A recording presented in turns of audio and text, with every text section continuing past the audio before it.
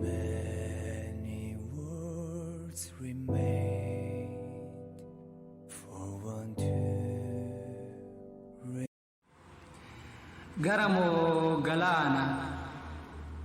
Garamo galana silawanti hundi akka garaan taatu garamo galana inni irbuu nyaatu anna waggaa hedduuf raasuudhaaf ilmite eenyu bira keesse eenyutti kennite garamo galana eenyu bira keesse fuutee raasuu wayyaa amma yeroon geesse fuutee raasuu wayyaa amma yeroon geesse sila akka garaa silaas akka yaadaa gara biyya keenyaan inoo hin nyaatu waadaa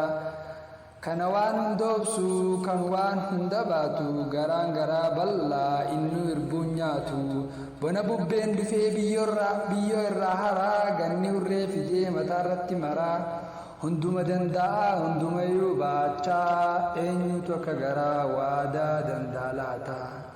rakkoon dabalee baatee waggaa kumaatama baroobsaan jiraate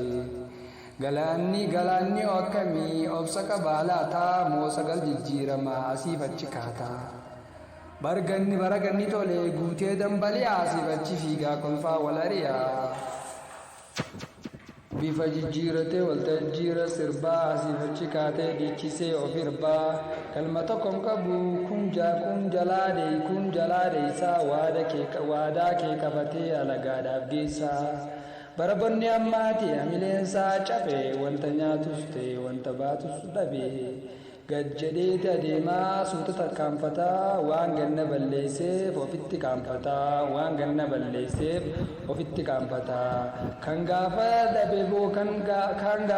boo'aa gaafa argate sirbuu garamoo galaanaa inni nyaatee irbuu garamoo galaanaa inni nyaatee irbuu